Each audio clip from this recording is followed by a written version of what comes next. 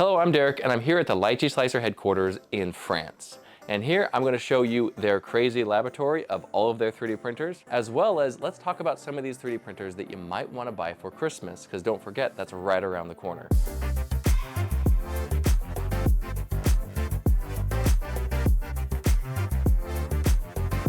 So first, I want to start with one of my favorite this year, which is the Anycubic M7 Max. This is a very large printer, 13-inch. What makes this one a good buy for Christmas this year is that it's the cheapest 13-inch, at least I believe it's the cheapest 13-inch you can get, at about $750 right now on promotion. What's great about that one is that it makes this size available to most, not everybody, but a lot larger audience than some of the other ones we're going to go through in this one.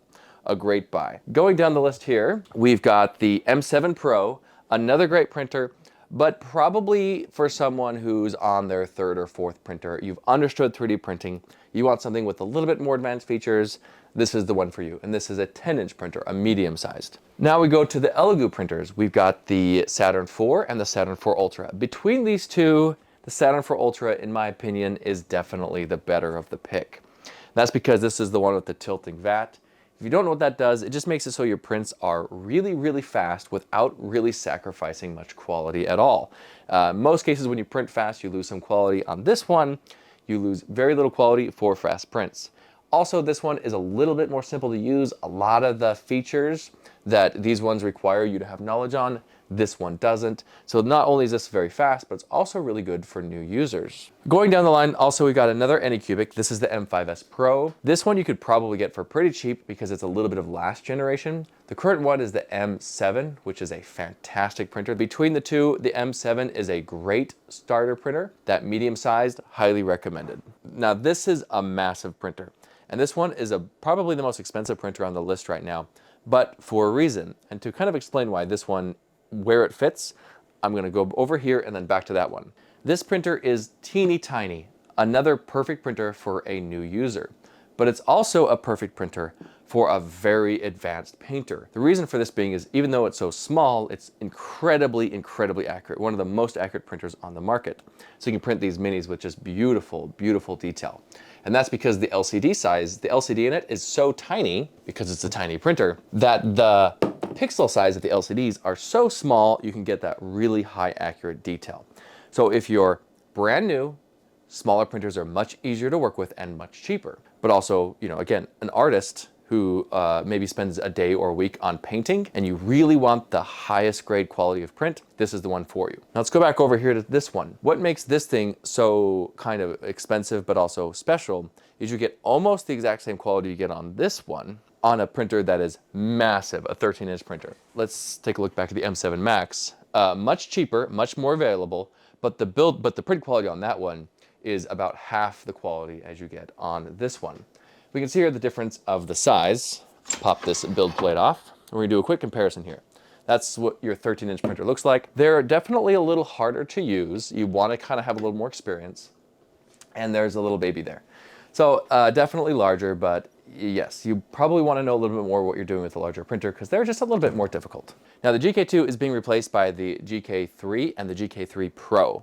If you don't know, the difference between the Pro is that it's better for clear resin. So if you want to print a lot of clear resins, the Pro's for you. If you want to do solid resins, the GK's for you. The GK is also a little bit more expensive, but a very high quality printer. Again, maybe not for a brand new user, but for a more experienced user, the GK Pro or the GK3 or the GK3 Pro is the one you want. Moving over to the Phrozen. The Phrozen is going to be very competitive with the GK3 printers. It's going to be similar price range, similar quality. I would say the two are very comparable. It just depends on that one, which brand you like, what's your sports team, which brand you like better, because they're going to be about pretty equal as far as features and quality. At the wash and cure, once you've removed it from the build plate, and now you got to clean it. So you've got a couple options here. If you're going with a smaller printer like the Mono 4 Ultra or some of these mid-size printers, this medium-sized is great for you. You're going to be able to wash any print of any size. They're going to fit in these ones, especially the new Elegoo one. What's great about this one right here, and this is the new one they just came out with, it's very compact, but it's got a slightly different type of basket in it. The basket in it is all plastic, so it won't scratch your parts, but also some of the holes on the bottom are a little smaller, so some smaller bits don't fall out, which has always been a bit of a gripe if you print something small and you lose it at the bottom. Now you're putting on a big long glove and you're trying to fish it out. It's a bit of a mess and a nightmare. What's nice about it is, so once you've put your part in here and you've cleaned it all up, you then have to dry it and cure it. You know, you put it out here to dry it or use a heat gun to dry it.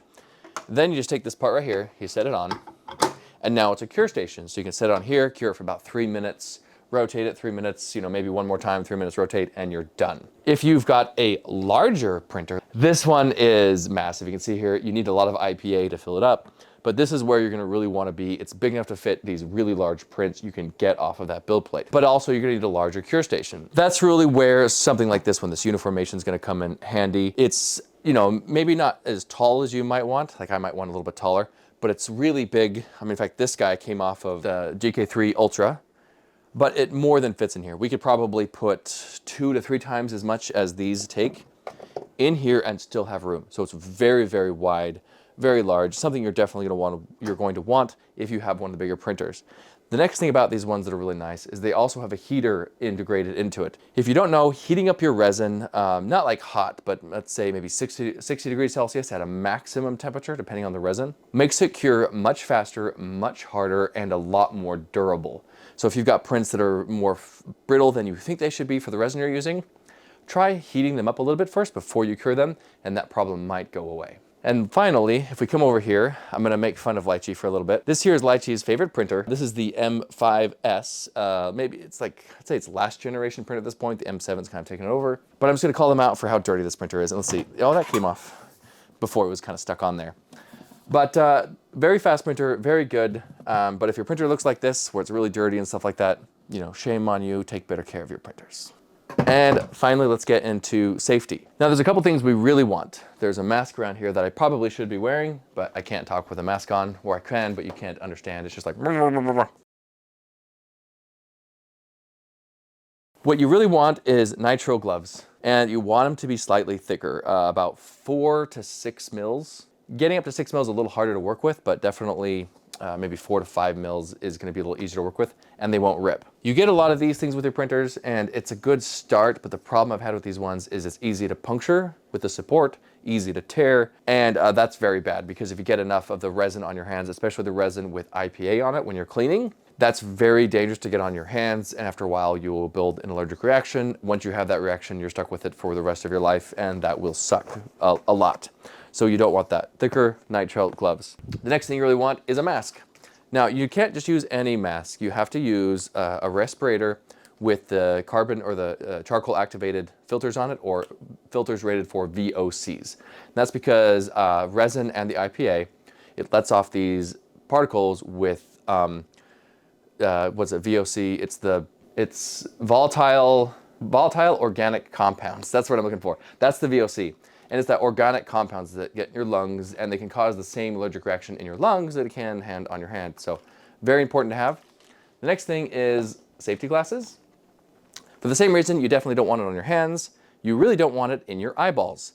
We've had a few incidences, me close, where I've almost got some resin in my eyes, and our wonderful camera lady over there, she got support in her eye, which was very painful.